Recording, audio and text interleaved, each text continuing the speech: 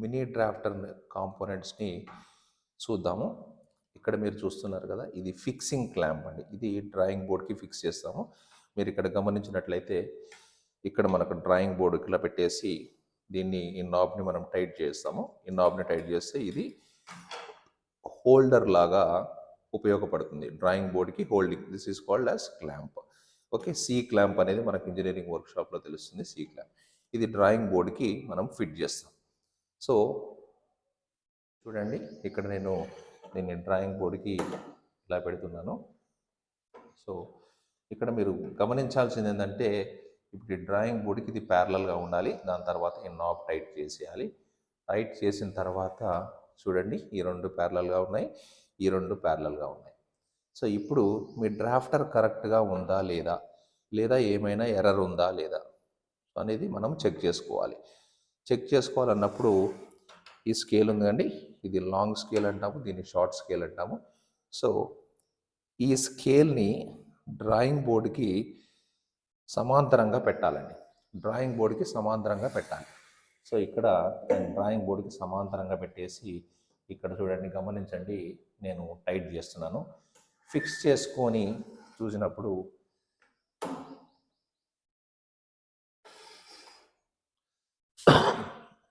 ఇక్కడ చూడండి, మీకు ఇక్కడ గమనించినట్లయితే మీకు ఇక్కడ దీని మీద ఒక యారో మార్క్ ఉంది. ఈ యారో మార్క్ 0 దగ్గరికి రావాలండి, అంటే మనకి ఎక్కడో ఎర్రర్ ఉందని అర్థం.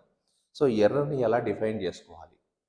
డ్రాఫ్టర్ ఎర్రర్ ఉంటే దాని అప్పుడు మనం ఏం చేయాలంటే, ఇప్పుడు ఈ నాబ్ని 0 దగ్గర పెట్టేసుకొని ఈ లైన్ ఉంది చూసారా, ఈ లైన్ని 0కి అటాచ్ చేసి ఈ నాబ్ ఉంది కదా, దీన్ని ఫిక్స్ చేసుకోవాలండి.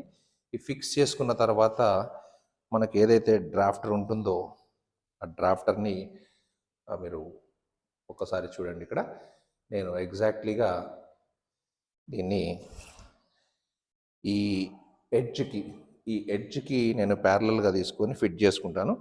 ఇప్పుడు ఈ డ్రాఫ్టర్ ఇక్కడ ఫిక్స్ చేసుకున్న తర్వాత దీన్ని ఇలా పట్టుకోండి. పట్టుకున్నాక మీరు ఏం చేస్తారంటే సెకండ్ స్టేజ్కి వెళ్ళండి. ఇంతకుముందు మనం ఏం చేసాము, ఇంతకుముందేమో ఫస్ట్ నాబ్ ఫిట్ చేసుకున్న తర్వాత స్కేల్ ఫిట్ చేసుకున్నాము. ఇప్పుడు మీరు ఏం చేయండి అంటే స్కేల్ ఫిట్ చేసుకొని 0 పెట్టుకున్న తర్వాత ఈ నాబ్ని ఎక్కడి వరకు అయితే మనకు ఛాన్స్ ఉంటుందో అక్కడ వరకు దీన్ని ఇలా ఫిక్స్ చేసుకుని దీన్ని ఫిట్ చేయండి. ఇప్పుడు మీ డ్రాఫ్టర్ ఒకవేళ గనక మ్యానుఫ్యాక్చరింగ్ డిఫెక్ట్లో ఎర్రర్ ఉన్నా కానీ ఇప్పుడు మీరు ఏంటంటే దీన్ని 0కి సెట్ చేసుకున్నారు. ఇక్కడ మీరు గమనించవచ్చు, 0కి సెట్ చేసుకున్నారు. కాబట్టి మీరు డ్రాయింగ్ షీట్లో ఎక్కడ గీసినా కానీ ప్యారలల్ లైన్స్, పర్పెండిక్యులర్ లైన్స్ అనేవి కూడా పర్ఫెక్ట్గా వస్తాయి. సో ఇక్కడ మీరు మేజర్గా తెలుసుకోవాల్సింది ఏంటంటే, ఇది ఫిక్సింగ్ నాబ్ ఫర్ స్కేల్, అక్కడ వచ్చేసి మనకు fixing knob for drawing board. Okay, so ఇది మధ్యలో లింక్ అండి, లింక్. ఇది మనకు ప్యారలల్ లైన్స్, పర్పెండిక్యులర్ లైన్స్. తర్వాత ఇక్కడ మీరు స్కేల్ గమనించినట్టయితే ఇక్కడ యాంగిల్స్ కూడా ఉన్నాయి, right side angles, left side angles. So దీన్ని 30 degrees కావాలనుకుంటే రైట్ సైడ్ 30 degrees కొట్టాలనుకున్నప్పుడు కింది సైడ్ అంటే 0కి కింది సైడ్ ఉన్న 30 పెట్టుకొని దీన్ని కొట్టుకోవచ్చు. ఈ లైన్ని, ఈ స్కేల్ని యూజ్ చేసుకోవచ్చు. ఓకే, అదేవిధంగా ఇప్పుడు సపోజ్ ఇటు సైడ్ 30 degrees యాంగిల్ తీసుకోవాలి అన్నప్పుడు ఏం చేయాలంటే ఇటు 30 degrees, ఈ లైన్ని ఎగ్జాక్ట్లీ 30 degrees తీసుకొని మళ్ళీ ఈ స్కేల్ని ఉపయోగిస్తూ ఇటు సైడ్ లైన్ తీసుకోవచ్చు.